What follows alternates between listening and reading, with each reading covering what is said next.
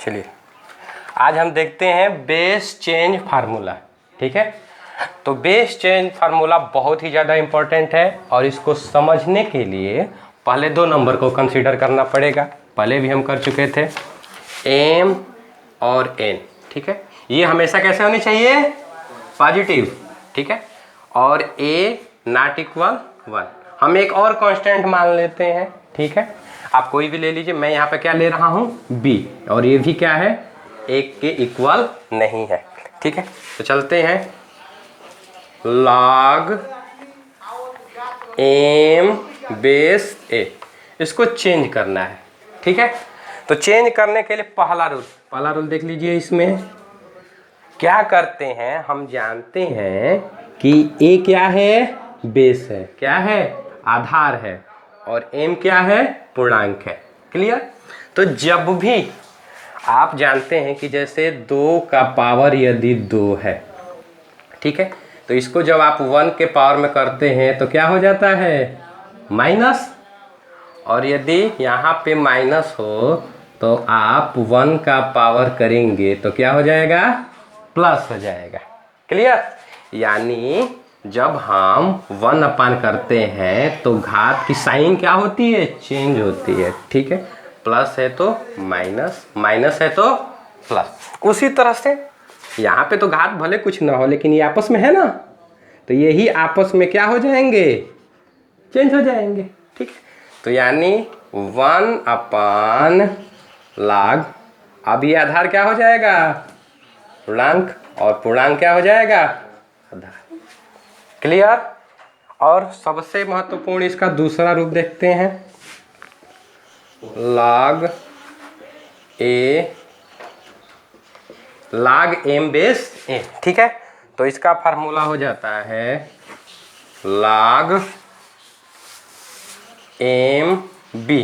B या दूसरा number है, हमने कोई मान लिया अपने मन से, और यहाँ पे होता है log ए बी।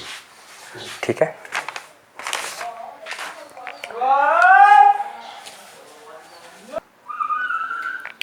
अब देखते हैं दूसरा रूप। पहला रूप एक बार और, यदि 1 अपान हम करते हैं तो पूर्णांक और आधार आपस में क्या हो जाते हैं? परिवर्तित हो जाते हैं। ठीक है, अब हम देखते हैं कि यदि log एम बेस ए है तो इसको हम लिख सकते हैं। ठीक है, log M base B, B हमने जो माना था इंटीजर। ठीक है, और यहाँ पे हो जाएगा log ए बेस बी, ये फार्मूला। ठीक है, इस फार्मूले को थोड़ा अच्छे से समझने के लिए थोड़ा सा समझना जरूरी है, और ये रहा एक आसान ट्रिक समझने के लिए कि यह कैसे आता है। ठीक है, देखिए यह बहुत ही ज़्यादा ज़रूरी है ये समझना।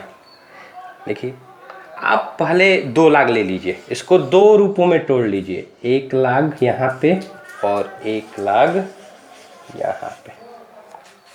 क्लियर? ठीक है, अब देखिए यहाँ पे ए है, तो दोनों में से किसी एक के पास आधार की जगह पे क्या रख देंगे?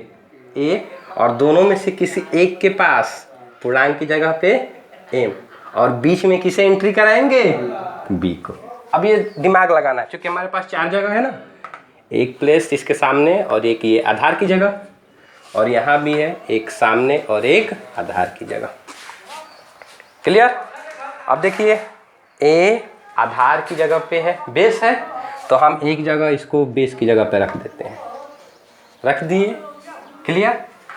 और एक एम किसके जगह पे है? पूर्णांक की जगह पे, तो कहाँ पे रखेंगे? पूर्णांक की जगह पे। ये हो गई हमारी वैल्यू। क्लियर? चूंकि लाग तो इस तरह परिभाषित नहीं है ना इसके साथ, तो यहाँ पे पूर्णांक होना चाहिए और यहाँ पे क्या होना चाहिए? आधार। तो हमें कोई नंबर मान लेंगे, और हमने माना क्या है? बी, तो यहाँ पे हम वैल्यू क्या रख देंगे? बी, और यहाँ पे बी। बात क्लियर समझ में आ रही होगी? ठीक है, थोड़ा सा न्यूमेरिकली समझ लेते हैं। log 5 बेस 10, आपको एक नंबर ले लीजिए बी। ए की जगह पे हमने क्या मान लिया है? ए की जगह पे हमने क्या मान लिया है? 10, और एम की जगह पे क्या है? 5। बी मानना पड़ेगा, क्या मान ले? 2 ले रहे हैं। क्लियर? तो इसको इस रूप में लिखो, तो कितने लाग होंगे? 2 लाग। 1 को रख दिए 10 और 5 को कहाँ रखेंगे? यहाँ पे कि यहाँ पे? पूर्णांक के रूप में, ठीक है। और अब हम b को एंट्री कराएंगे, तो b यहाँ पे क्या हो जाएगा? 2।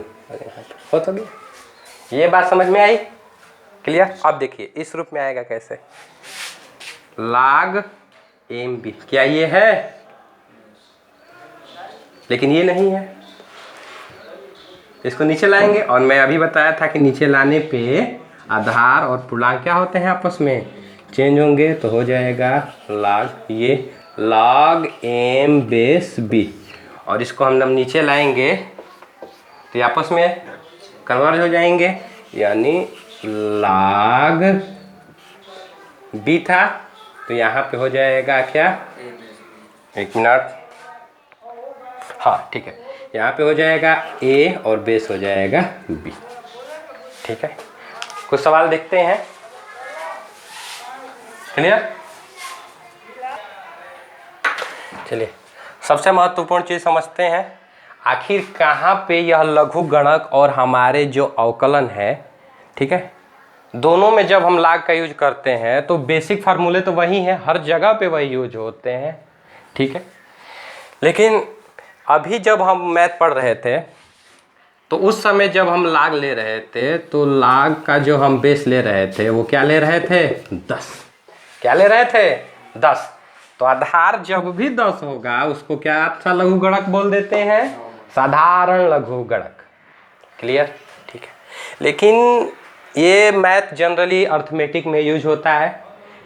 इंटरमीडिएट या आगे की कक्षाओं में जब भी हम पढ़ते हैं तो हमारा जो log होता है इस रूप में ज़्यादा यूज नहीं होता है।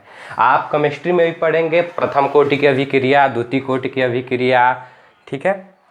हमारे जब डेरिवेशन होंगे फिजिक्स में और मैथ में तो है ही है, ठीक है। तो उस समय पूरा जो कैलकुलस है हमारा, यानी अवकलन और समाकलन, उसमें आधार 10 नहीं होता है। वहाँ पे आधार जो होता है चर घातांकी, जिसे बोलते हैं एक्सपोनेंशियल, ठीक है, सीएल, ठीक है। और इसे स्मॉल ई से प्रदर्शित करते हैं। क्लियर? ठीक है। तो इसको हम लिखेंगे कैसे?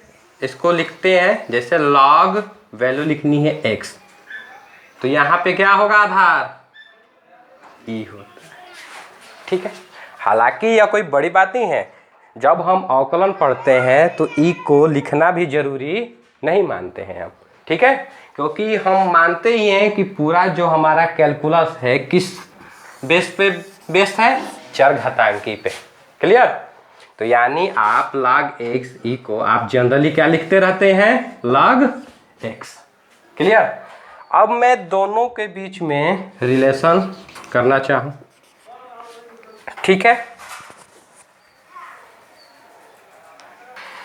अगर आप चाहें कि log ई चर घातांकी और इसमें क्या अंतर है, आखिर दोनों के बीच में तो कोरिलेशन होने चाहिए। क्यों? क्योंकि यदि आप न्यूमेरिकल वैल्यू पाना चाहते हो तो इससे तो न्यूमेरिकल वैल्यू मिलेगी नहीं। न्यूमेरिकल वैल्यू जो log टेबल होगा वो किससे मिलेगा? सिर्फ 10 से। तो हम क्या करते हैं, इस आधार को इसमें क्या होते हैं? चेंज कर देते हैं, ठीक है। तो चेंज करने के लिए अगर सपोज दैट अगर x है उसका बेस क्या है? e, ठीक है।